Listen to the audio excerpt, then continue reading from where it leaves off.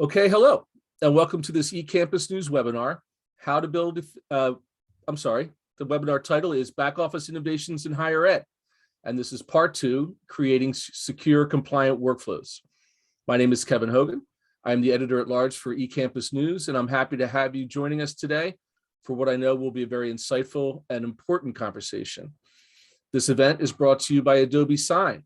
Adobe helps schools go paperless, which revolutionizes the business of running an institution. Use Adobe Sign to create seamless workflows that are simple for staff and students to complete and can save your school both time and money, reduce errors, increase security and compliance, and foster operational resiliency. Before we go to our conversation, I'd like to take a minute to go over some features of the platform that we're using. This event is being recorded, so you don't have to worry about missing a thing. Within a few days, you'll receive an email message that contains a link to the recorded webinar, along with the PDF of the slides. You can submit questions at any time during the presentation by clicking on the Q&A box. There will be a time at the end of the presentation for our speakers to address questions. There's also a chat function that you can launch by clicking on that. Feel free to use this to contact someone from eCampus News if you have a technical question or other sort of problem. And I really would encourage the audience to participate, because I think it really helps the panelists understand what your needs are, and also to share best practices, actually. So with these housekeeping items out of the way, let's get started with the conversation, just with some brief introductions, starting with Peter. Peter Muskinis serves as Deputy Chief Information Officer at California State University Office of the Chancellor. In his role, Peter facilitates the identification and development of opportunities for multi-campus collaboration and shared services. He has more than 20 years' experience in leading IT-related programs and projects at both public and private universities. He is experienced in IT strategic planning, project and portfolio management, service management, web services, accessibility, and assessment. And next, Roman Kunkovich. Roman's high-tech career spans 2 decades, during which he has been fortunate to be part of both small startups as well as Fortune 500 companies. He has held key roles in leading quality assurance, engineering, product and project management, sales, operations, and customer success. Roman loves using his technical skills in conjunction with architecture, security, and compliance to help organizations scale their control of data and processes. Last but certainly not least, Brian Kelly. Brian is the director of the Cybersecurity program at EDUCAUSE. He has been an active member of the higher education IS community since 2007. He's participated on the EDUCAUSE Higher Education Information Security Council since 2009, serving on the Awareness and Training Working Group before joining the Security Professionals Conference Program Committee in 2015. Brian was also previously the Chief Information Security Officer at Quinnipiac University. He joined there in 2006, and his career in information security began with the United States Air Force in 1993. Gentlemen, thank you all so much for joining us today. I think I'm going to start out by maybe kind of going further a little bit into your bios within the context of where we are in the current state of play when it comes to cybersecurity in higher education, and specifically the ideas surrounding the use of digital signatures and e-signatures and forms process automation, and how those things have changed. As with everything else, the pandemic in the past 20 months has turned everything inside out and upside down. But it seems as if this particular aspect of information security is one that has taken certainly an accelerated role once we went all remote and hybrid, and to bring the ideas of what used to be something that might have been paper-based was then forced online. I also want to mention that this is actually the 4th in 4 episodes of conversations that eSchool News has been working with Adobe on, looking at the transformation of these automation processes. The first in both higher ed as well as K-12. So I would encourage our audience to go back and listen to those, as they were quite informative and have actually inspired a number of the questions that I'm going to have going forward in this particular episode. So to get started, Peter, maybe we'll have you jump off and talk about where you see yourself in this current unfortunate state of pandemic, Talk a little bit about how you used these technologies from a data security perspective, BP, before the pandemic, and how that has changed the way in which your campuses, so you just have a couple students, right, who work. Yeah, the one or two students times 480,000. So the pandemic really, I think, accelerated the process of digital transformation across our 23 campuses. And for those of you that aren't familiar with the California State University system, we're the nation's largest public four-year university system. We have 23 campuses that span 800 geographic miles, over 480,000 students. We graduate over 125,000 students every year. We have about 50,000 faculty and staff, and hundreds of academic and administrative units at every campus that required support and as part of this transition process. And so some units, of course, with such a large system, you had organizations that were already moving in this direction prior to the pandemic. I think, and you had units that really hadn't been exposed to this kind of technology across the board. So it really sort of drove everyone to accelerate at different paces, but all moving kind of in the same direction. And we're really happy that we have a number. We actually have sort of one primary platform within the CSU, which is Adobe Sign. It's being used by most campuses. We do have another e-signature platform that's being used by some other campuses.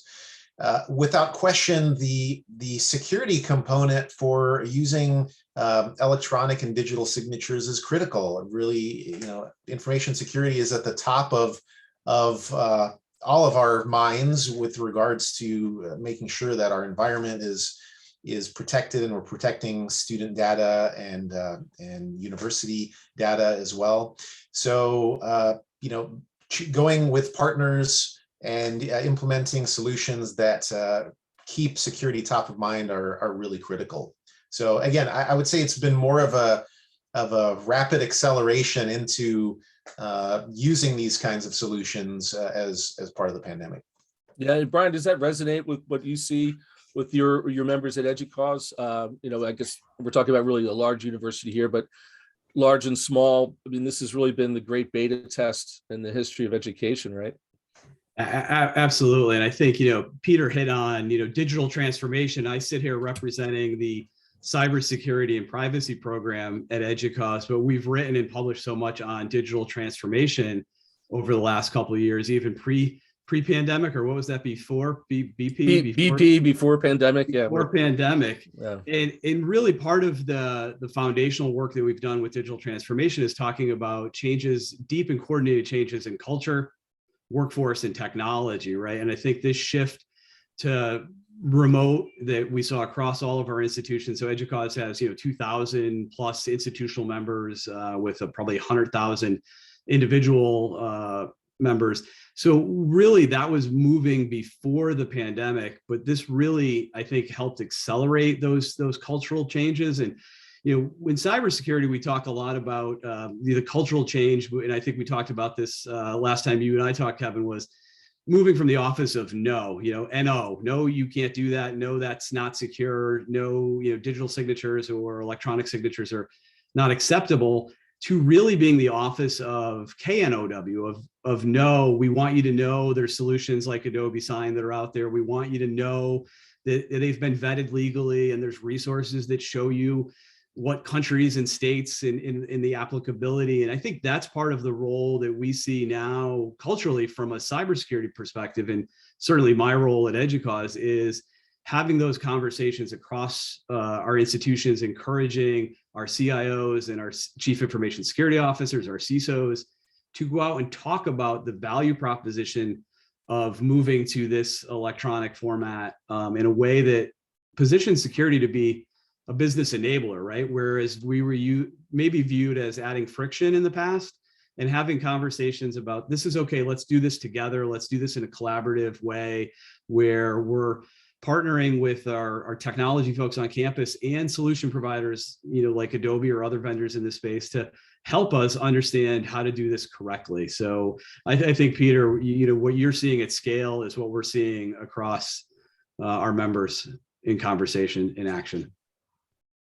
Great, thanks. Roman, when you hear both Peter and Brian talking about this, tell me whether you see this as a technical sophistication, or Brian was talking about the cultural transformation of maybe just thinking about e-signatures and digital signatures versus the wet signature. What is more prominent? Is it the behavior side of things, or is it the pure technology side of things? It's a great question. Since being involved in this space for a very long time regarding workflows, documents, which obviously security in there, we have to kind of think back about what happened before pre-epidemic, right? It was mainly around ease of use. How can I go electronic? And the number one thought of process with that, as the industry changed, right? The knowledge and understanding went towards security and identity and control.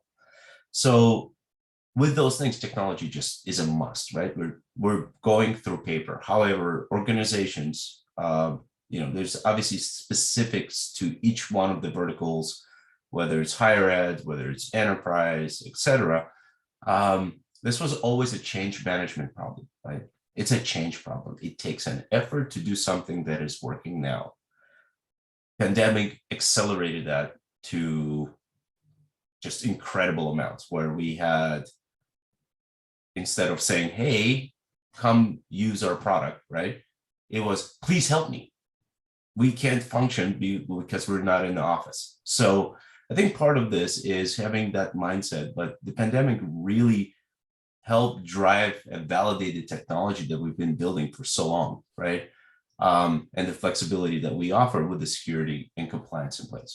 And pandemic just accelerated that change management in place, where you didn't have an option to go through paper at this point. Right. And Peter, when you use the phrase change management in higher ed, I think back, I'll date myself and think back to that old show called The Paper Chase, right?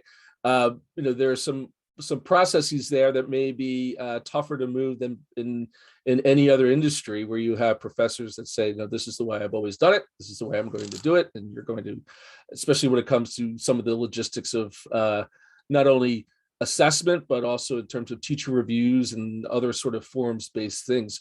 Talk about that. Do you still see a resistance there, or has everyone drank the Kool-Aid because of the last 20 months? I think the resistance has generally decreased, as you mentioned, over the course of the pandemic. People have naturally become more comfortable with processes and tools, and I think they've just had to adapt to a different way of doing things. And so I think there is definitely an increase in awareness of the power of the tools and technologies to continue that path on digital transformation. That said, I getting to the question or the statement around change management and how much of this is cultural sort of versus technical, solutions like Adobe Sign, I think, are really beneficial, because the paradigm of that kind of solution, basically, which is a very kind of document-based paradigm. You can really think about how you're taking literally a paper type document and transferring that paper type document into a workflow that can route that document electronically to multiple people. It's very easy for people to grasp. And then coupled with the really a low code kind of approach, low code, or really, I'd say for the most part, no code approach to implementing that kind of solution, it really lowers the threshold for people to be able to engage in a product like Adobe Sign. In terms of use cases, I still think there's so many opportunities. We think of all the different components in higher education, where those business cases might live. So, they're the sort of back office implications. So of course, facilities and finance and human resources.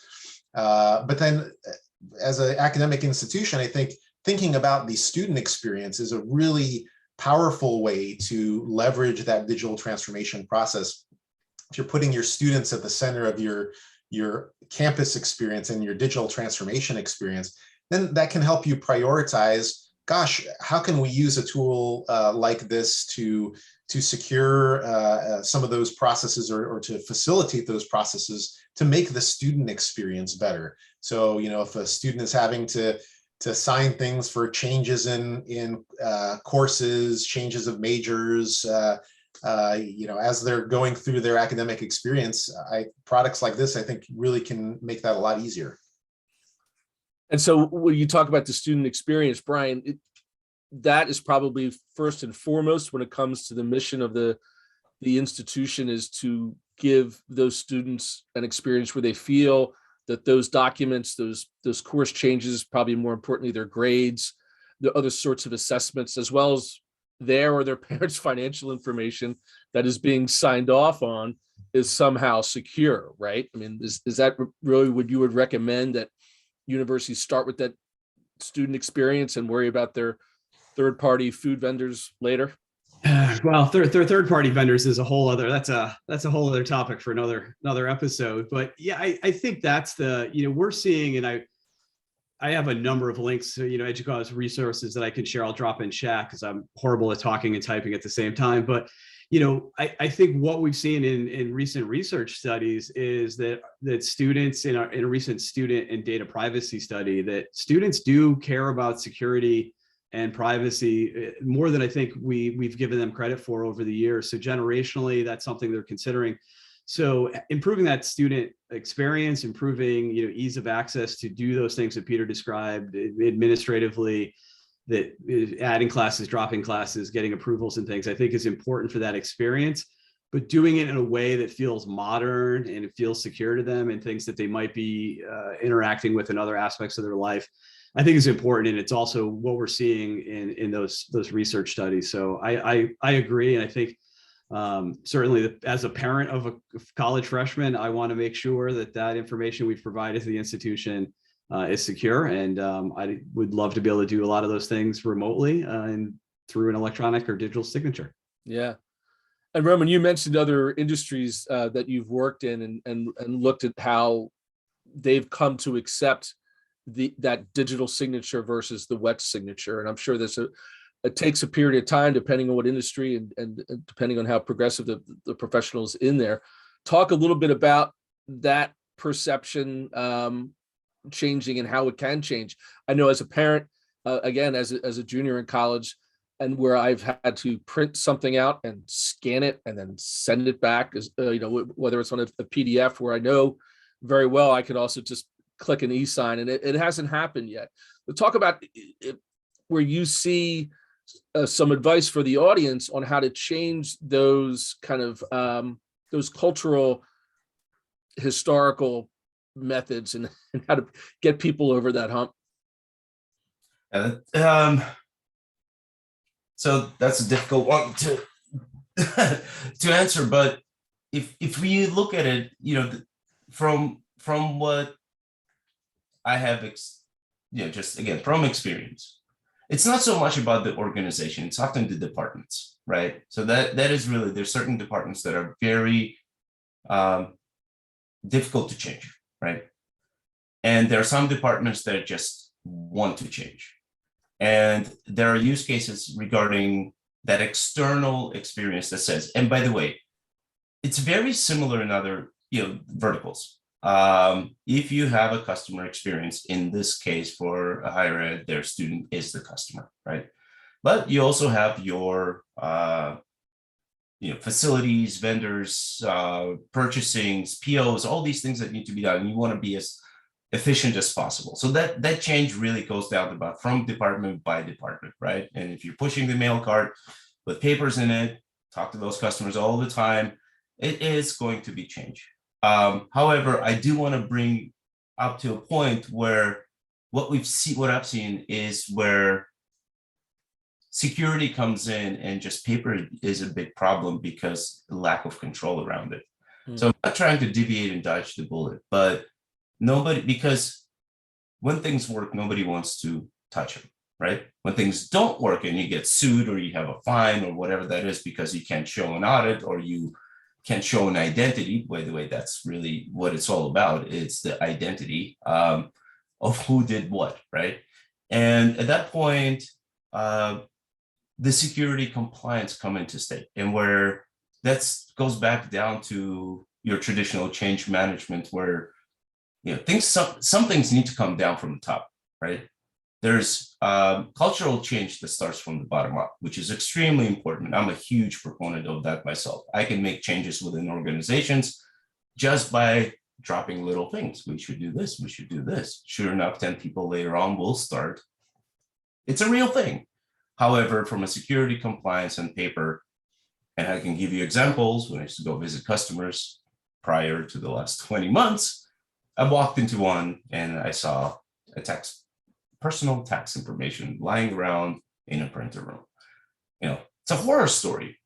You have PII, you have PHI, you have things that you can be out of compliance. And those are the things that are happening. So to just kind of sum it up, there will be departments that will push back. And then for those departments, you really need to understand what is the risk, right? At the end of the day, security and compliance is around risk mitigation. Many, most often than we think it is, right? There's a checkbox and then there's a risk behind it. So from my perspective, change will come. It will be the norm. It's already becoming the norm, right? What we've been trying to push for I've been personally trying to deliver to the market for the last 10, 11 years, has become a reality, which feels great personally, and very much adapted to that. So from that perspective, hopefully I answered some of the question, but we really need to think about risk, and some of the changes need to come from the top down. Right. Peter, maybe you could talk a little bit about that top down versus bottom up when it comes to implementing these things. Roman mentioned the idea, comes down to department to department. How do you see that rolling out? Well, I mean, you can't scale much larger than the infrastructure that you're looking at. Yeah, that's a great point, and I agree with Roman. I think that you have to have that combined approach of bottom up and top down, I think, to make progress. So from the bottom up standpoint, and coming from an organization prior to this role where I was working at a campus to support that campus's implementation of Adobe Sign, it's interesting to see what that process actually looked like. The bottom-up aspect is really helping with the change management, making people feel comfortable with that change, comfortable with the technology, and starting to see the value of being able to live in a more live and work in a more paperless way. Being able to organize information, find out where that information lives, having control over who has access to that information. This is something I think that the practitioners, the subject matter experts, the service owners, the process owners, they really intuitively understand. They might not be able to articulate that. That said, but I think once they start using a tool like this, they build a level of comfort for the technology, and they become advocates for it. Now, from the kind of top-down aspect, I think you really do need to have executive level support, driving a vision that speaks not only to the importance of the efficiency that creates through the transformation, how students are put at the center of that experience, and how the work that's being done is being done to support improving the student experience, I think, as a priority, as well as improving efficiency to create opportunities to further improve the student experience. And so driving that, continuing to drive that point that the transformation really is about student experience, making the student experience better, protecting the students, and giving them the most opportunities that they can to succeed. I think both of those pieces have to work really in tandem. Yeah. And Roman, so where are we in tying in Adobe Sign and these sort of procedures in with the greater IS systems, or other IS systems that a university might be operating with? I mean, is it a point now where it feels as if it's baked in, or are you going into a separate process to go into your forms processing? So, each university, even I've worked with Peter for quite some time now, and it's obviously a pleasure to talk to him every single time. But we know for a fact 23 locations, right? Universities that are split up, they may be running on different systems. Mm-hmm. So we need to always keep in mind that having the integrated approach is always the best approach, right? Automation is control. It's efficiencies, and I'm not going to go, and obviously security and making sure that things stay within compliance, right? Starting from like single sign-on, right? Very, very important. Something so simple that everybody takes for granted, but it is one of the most critical starting points. But regarding integrations and the systems being used, if you go back 20 years, you didn't have that many systems. Mm-hmm. Now, if you look at any organization, it's packed of systems. And that is a little bit of a scary point, because which systems are capable of handling sensitive information, controls, and etc. And that's where the security aspect comes in. So saying, can it be integrated? Absolutely. Do we come in? You may have some older systems that just cannot be integrated, and you do need to do some custom development. And going back to that low code, no code, we spend time, like I said, working on specific systems and just keep maintaining them, because this is just the norm, the base of foundation of an organization, right? Is these systems are running, right? Whether you have a CRM, a CLM, a learning system, whatever that is your base to your kind of machine. However, at the same time, we go back saying, hey, what is the first thing that we're doing and we're trying to solve for? Integration may be the number one thing if you're talking to somebody in operations, but if you're talking to, like, let's say Peter is like, data control is my number one important thing, staying in compliance and data control. So what is important there? So if you have access control and you have there, you can use Adobe Sign, absolutely should use Adobe Sign in a way from controlled environment, ability to control what users can do and send them out without being integrated into the rest of the world, because you're always going to have to align project timelines with those other administrators of those other systems in order even to get things integrated. Right. The organizations are big. You're not going to be able to get everything done in a single day. That's just, that's magic if that happens. And it happens here and there, but in general, it's a time thing, right? You can't do everything at the same time. You need to be able to focus, priority. And if integrations are there, of course, that's, by the way, integrations is my specialty. Mm-hmm. However, efficiency, security, and control is where we should focus on and start out. And then if we can do the other part of integrations, that is really, really important. Yeah. So Brian, when we talk about cybersecurity, even within the context of the pandemic, that seems to be the number one priority. And I'll ask Peter this later, but I'll assume that cybersecurity in general is the number one umbrella pain point for a lot of our audience and for a lot of tech directors at the university level. How does forms process and e-signatures fit into that overall problem when you talk about phishing or you talk about other sorts of ransomware, malware, other sorts of cybersecurity threats?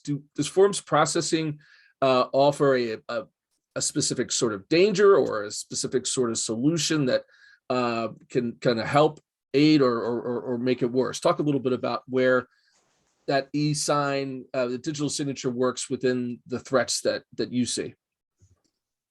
Yeah, I see it as a solution, not as a danger, right? I think that's part of that cultural we coming back to as I listen to Roman and Peter talk and taking notes. And, we want obviously focus on the security of any solution, but it is, it's everything that Roman comes back to is change management.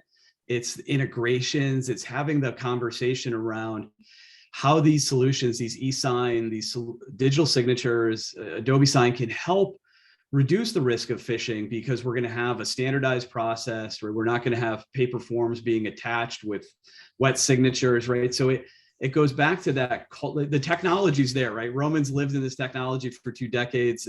I went back and I did some research. I found the first time EDUCAUSE talked about electronic or digital signatures in a conference was 2005.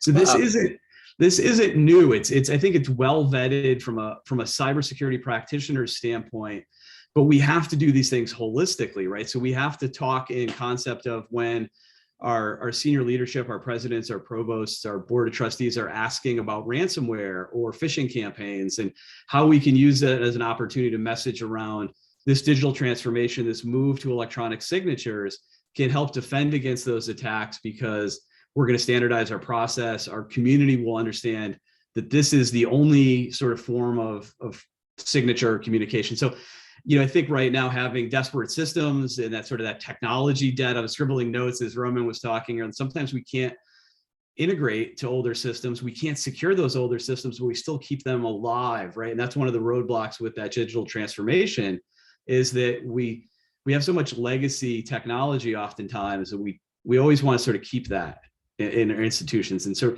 that's part of that, the cultural change. And then that workforce, right? So the 3 legs of that stool, the technology part is solved. It's changing the culture in our workforce, right? The programmatically, as Peter's described, sort of the workflows and how we can integrate that that ultimately, to your point, improves the cybersecurity posture, that reduces the risk, right? And it changes the way we're positioning the institution from an adversary or threat actor's perspective, right? And that's all important, but we have to have those conversations with the business areas so that we can say, by moving to this solution, there is a cybersecurity benefit to it, right? Where it might not be right at the top of mind when we're thinking about process improvement or change management or changing our workflows.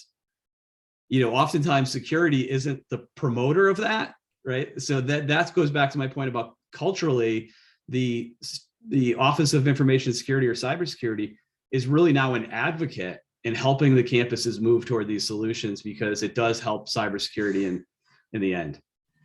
So it seems to be there needs to be a campaign of awareness and then also of professional development for people to understand, like, well, of course, I'm not going to put my financial information into the cloud, but if I'm putting it into a document that is secured and then captured and archived, and that if people can wrap their head around that, just like they used to wrap their head around, don't copy that floppy.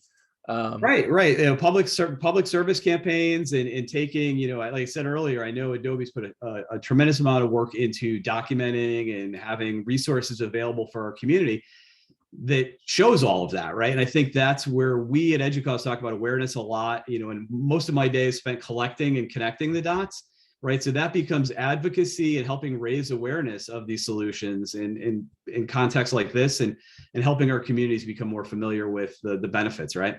Yep. Peter, do you have suggestions for the audience on how to build those awarenesses? I mean, do you have particular campaigns? Give us some kind of a real world advice on how to begin some of these changes in culture that need to happen.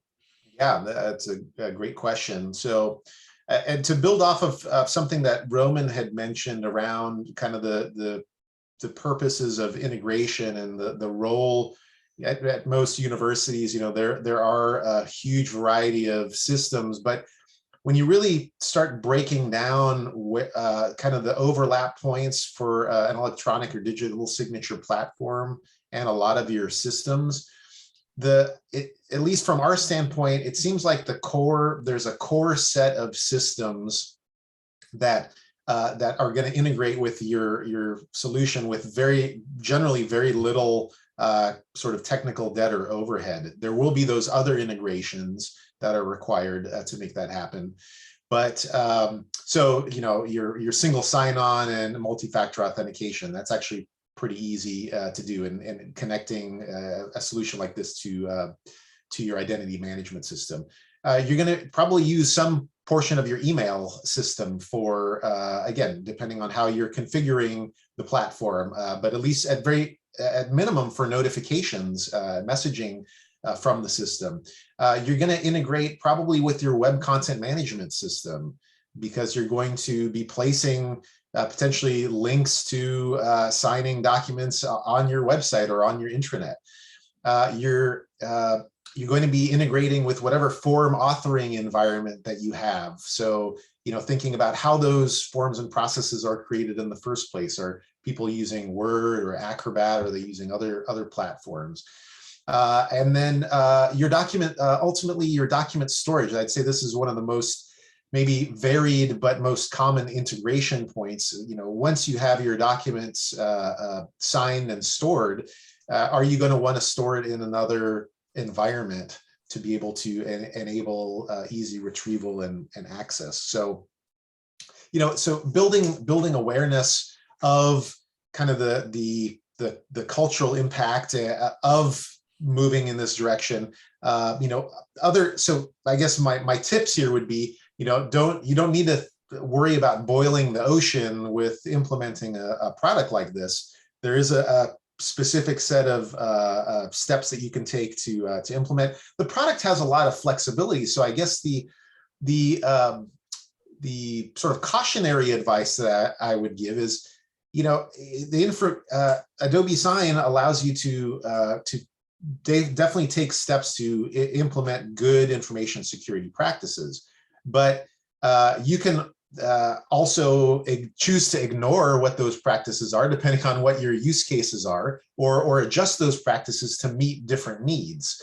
So I think that's really where the devil's in the details with regard to how you actually implement the product, what steps you take to help people understand, where they need to take steps to secure data and secure the environment in ways that need to protect the data. So in some ways, it's no different than looking at information security or compliance of any other product or system that you're implementing on that level.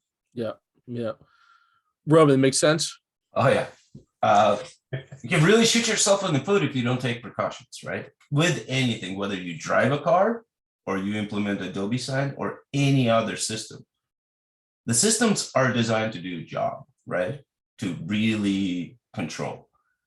However, I'm not gonna, this is literally is applicable to anything we do, right? This is not anything specific to the eSign Act of 2000, right? Let's just go there and go back to other regulatory things. It's just anything, which means my recommendation on that front is we want to push that, but doing things right early on, setting up that SSO, like just the first thing you do if you're an enterprise, right? And what I mean is an enterprise, you've got more than, let's say, 10 people.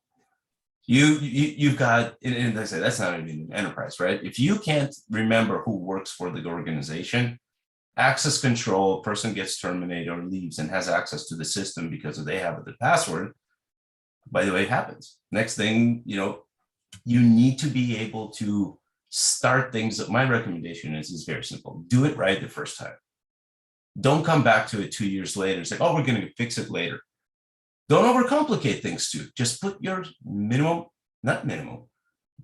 put your safeguards in place, right? Because again, we're talking about security, compliance, be aware of that. By the way, it's about control, about identity. Adobe Sign doesn't even require a signature, right? But the audit trail is exactly the same. The signature itself is a regulatory compliance depending on what you're doing, whether you are, doing clinical studies. I'm sure a bunch of universities are doing that as well. All the way down to if you go outside of the US, right? You're going to have different regulatory requirements. I hate to advertise it, but we also support wet signatures. By the way, there are workflows around efficiency and security and controls in place to allow you to keep the business moving forward. Right. So number one, do it right the first time. If you don't have the expertise in-house to know how to set this up, again, there's a very different, it takes a different, I wouldn't say skills. Everyone is capable of doing this, right? But you need to have some hands-on experience. And sometimes you can't just read a book and go build it, right? I'm not one of those people. I have to make mistakes or I have this and have coaches and leaders that were inside the organization, they need a different product. Did you think about this? And the reason for that is just, you want, if you're not sure, get help, right? Right. Adobe, we have people that specialize in this, right? You have actually within your organization, you have hundreds of people that just work on different parts that know this specific area. And so use those resources to help you to make the right decisions early on, whichever system you use, right? And security and compliance will increase 10x, and you're never going to have to go back and fix what you have done or have skipped in the past. So that would be my recommendation. One of the other accelerants over the past 2 years now, almost, unfortunately, is the accelerated use of mobile and devices where students are on campus and also when you look at that particular generation are so used to using devices in a mobile setup where maybe before you wanted to apply for classes or change classes or do all those things that you would do over a form, and they want to do it on their phone, right? Peter, maybe you could talk a little bit about how you see these, even if they're digital process, it's still a forms processing traditional thing now being moved over to the phone or in a mobile setup. How has that worked out for you? Great question, Kevin. I think mobile access and approaching things from that standpoint is table stakes for operating a higher education institution in 2021, given our current times. I think the campuses and universities in general in the CSU and outside are the ones that have embraced a mobile first kind of approach. We know from studies that EDUCAUSE has done and from individual campuses, how students are actually accessing and interacting with campuses in many cases are first on those mobile devices. Even students have mentioned that a lot of them, that's their primary computing device. So, we serve a lot of underserved students, and in many cases, they've only had a phone with which to access their academic and co-curricular experience. So we've been working to actually close that gap with other device equity initiatives like our C-Success program, which has been really well received within the CSU. So we're making a commitment to giving mobility, improving mobile access across the board. So, from giving students mobile-centric devices like iPads that they can use and take with them and really access the university environment from wherever they are, because we know these days they can be anywhere. They could be at home, they could be outside, they could be in a coffee shop, based on their circumstances. We need to give students the flexibility to learn and work from anywhere so that they can be successful. And so from that customer perspective, the student perspective, if they can sign a digital signature for their Amazon Prime pickup, why can't they transfer classes that way too, right? Absolutely. I mean, that's kind of the students are bringing those consumer experiences and expectations to the campuses. And so I think that's number one thing we hear. And it's really students that are continuing to drive that. Funny story, I won't name names, but we had a campus, we were working through the process of setting up multi-factor authentication. And one of the campuses went to talk to their associated student body and said, hey, we're really interested in implementing multi-factor authentication, but we've had some pushback. We're not sure, is this something you want? And the student said, why haven't you done this already? I mean, this is already the experience that we have going and doing our mobile banking, et cetera. We're surprised you're asking us. Yes, please do this now. Right. And Brian, I mean, is that an experience that you're seeing across the country?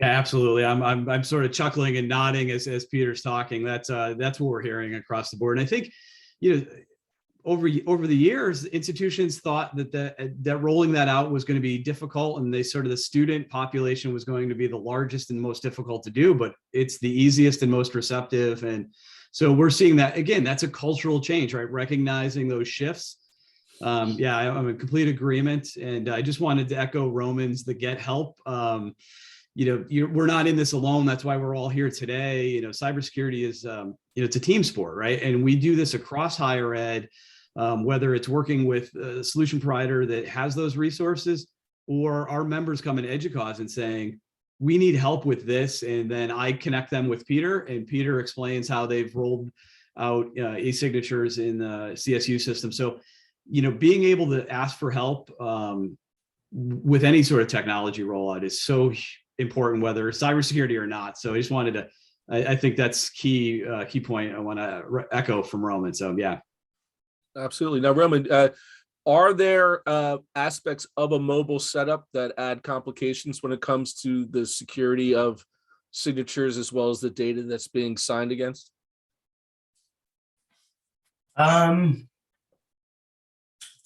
First of all, I'm going to say it still blows my mind how you can go to school and use a mobile device for everything. I got 3 kids, and it's just, I can barely, write up an email. And so that is just, it's something that we have to just be okay with, right? Meaning that is the new norm. And it's just, like I said, it's not about actually quite easily to adapt. I understand, but it's just, why would you when you have something at home in case you're fortunate enough to have a library or device at home? Mobile, in my opinion, right? There are certain components to mobile, right? If you think about mobile is actually an identity mechanism. So if something, it increases, right? Just as somebody can break into your house and steal your tax paperwork from the last 20 years or whatever you have, same way somebody can steal your phone. So we know that that's another CIO conversation. It's like asset management, right? That's important, whether it's access to a product or physical devices. Now, as it comes to the phone, number one thing of a phone is it's tied to a phone number, and it has access to, let's say, email, and that's how. And then there's other apps, including your 2-factor authentication there. So if you think about it, it actually increases security. I think at times, it's again, we're comparing it to paper, right? Or Sure. are we comparing it to a laptop? That's the ultimate question. And so from my perspective, it increases security, but then again goes back, what are you doing with mobile and what are you exposing? Let's just say associated specific to Adobe Sign regarding mobile. If your SSO is there, there's really nothing that can happen. Is a signer, right, or a participant is what we say. You are there to provide your identity, which you've gotten to this place through some form, whether it's an email link or 2-factor authentication against your single sign-on against your university's AD, all the way down using third-party authentications. Like we have government ID, we have knowledge-based authentication, we have SMS, we have our own Adobe ID that can go through IMS. There's federated IDs, right? But we also have seen a lot of scenarios where customers come in and when they say, we only trust ourselves for identity verification, right? Then the technology behind the scenes is all the same, right? Whether you're accessing it through the web on your computer or through your mobile, it still goes through the same encryption. Data is stored in the exact same way. The protocols, the handshakes, the notifications, it's all the same. So from my perspective, I don't think mobile causes, I'm sure it can, but in general, it enhances security if you do things the right way, not actually harms. That's a really interesting insight. And again, I think it goes back to the cultural questions that we're asking before, because of course, because even if you've gotten to the point where you're putting in that electronic signature, or you're at that point, you've already passed several factors already just to get to that point, is I guess is what your point is, versus a piece of paper, or even like a paper ticket, say, to get access to something versus showing a QR code to get into an event or some other. So that's great insight, as well as the fact that I agree with you. Even though I've been covering technology for 30 years, both electronic signatures and GPS continue to completely fascinate me, and it feels like magic every time I use it. But we're getting close to the top of the hour here, and I want to make sure to get in a few more questions before we run out of time. And one of which is, we've been talking about BP before the pandemic and how we're working into the present. Maybe each of you can kind of give me a short speculative look on what you see the state of play in higher ed when it comes to forms processing is going to look like in 3 to 5 years hence. Let's say, let's start with the best case scenario, that we go back to some sort of normal, what normalcy, whatever that may be. Do you see these technologies, A, staying in place, and B, what are the things that can be done to improve the process as it is now? Brian, maybe I'll put you on the hot seat on that one first. I would say they stay in place. We're not going backwards. It's a one-way valve, and I think they continue to sort of advocate, right? So coming back to that awareness and advocacy. So those that are further along, right? So putting Peter on the spot to come and present and talk at EDUCAUSE or do more talks like this, but really those that are further along on the journey, just to advocate for the business and the workflow and the cybersecurity benefit of continuing down this road that we've started, that, as you said, was accelerated by the pandemic, and things have been turned inside out. And I think, that's we had a showcase back in February that had that exact title. So thank you for subliminally picking that up. But I think that, as things come back inside or they come back to normal, we'll see these improvements in process and cultural changes stick. They have to. Right. So there's no one who's pining for the old days of going back to signing on. And if they are, that's unlucky for them, right? Exactly. Yeah. Peter, how about you? I completely agree with Brian. There might be one or two that are pining to go back to paper in some obscure use cases, but I completely agree.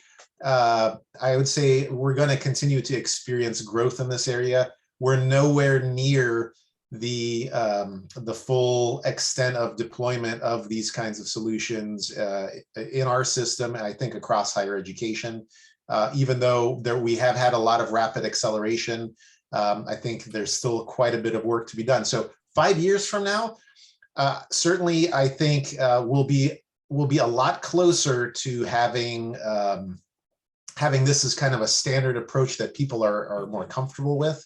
I think what is, from a security and compliance standpoint, I think as we continue to grow and deploy processes in this way, we are sort of confronted with the same issues that we have dealing with paper processes and thinking about compliance and security. What do we do? What kinds of steps are we taking to make sure that we're doing the best we can to secure the people, the data, and the processes throughout that growth. So how can we use the technology to continue to move along in that direction? So could I see there being a better means of categorizing and looking at security issues within these platforms to be able to essentially have a more standardized approach to sort of auditing the security of a process or a workflow within the platform? The same kinds of controls that already exist in many cases, but really the evolution of that. So maybe tagging sensitive data fields, tagging forms that contain sensitive data, or even using artificial intelligence to help root out some of the issues that may exist within these platforms that right now would require manual intervention to be able to understand. So Roman, no problem. You got that, right? Problem solved. We're working on it already. Yeah, no, we are actually. I mean, some form of it, right? AI is obviously on top of everyone's mind. AI is in reality is only as good as your logic is and the learning mechanism. And if you're going to say your AI is going to solve 100% of your problems, it's not, right? It's going to give you a very good statistical data that you are probably at that 99% mark. And that's a great mark to be with zero human interaction, right? Because human interaction is there. But I just want to say, there's an interesting thing that we keep forgetting. There's workflows and processes. And, a paper is a free for all, right? It's up to the person to know what to do, right? There's no control around it. And there's some to, Peter, you said it, some may go back to paper because there is no process. Mm. And if, I've got some papers that came out there, it's an overkill for me to try to push it through Adobe Sign because it's a one-off. It's completely uncontrolled, even though I want to use my own product. We do actually have something that's there, but it's just easier. And considering it came by mail. However, what happens to paper? It gets scanned and emailed. We're coming back to the same thing. It Right. It's that endless circle. That endless circle. So for right now, paper is gone in the concept of staying in a paper shape. All of the, in a paper form, not shape. Shapes, 8.5 by 11, 3 by 5 cards, whatever you want to do. But it's all going digital, right? And it's only going to keep going, right? So that whole part is, even though saying, it's a paper process, we don't convert, you are converting it. Like the end result is a digital document. So that's where I want to kind of lay out, kind of finish this. At least just if I start having this conversation, we can open up another webinar right after. That's right. It's all about data and content. What I see the industry switching to is the output, the control, the artifact, right? However, what's happening underneath should be data driven, and going back to what Brian Peter said, like data entry and accuracy is extremely important, but having people re-enter data, retype this in is horrible practice, right? It's impossible sometimes to solve for because those legacy systems, going back to the beginning, but in general, automating that data accuracy is extremely important because that data accuracy can actually tie to directly security and compliance. And then the next thing is anyways, the data is going to be the most important thing. And what you want is identity associated to some form of an approval. And here's a document that is certified and sealed that says, this is my proof that this has happened. And that's a risk that is removed, and obviously control who has access to that. Right. Well, I knew the most difficult part of my job this afternoon would be to end this conversation. There are so many different ways that we could keep going, but as Roman said, we'll save it for the next webinar and break it down. But I really appreciate the time and the insights that you gentlemen brought to the table today. So thank you very much for that. If you submitted a question that we didn't get to in the Q&A portion, someone from Adobe Sign will follow up with you directly. Once again, I'd like to thank our presenters for a very informative presentation. I'd also like to thank all of the audience members, pardon me, for joining us as well. As a reminder, you'll get an email within the next few days that contains a link to this recording along with the slides. Thanks again for participating and have a great day. Thanks, guys.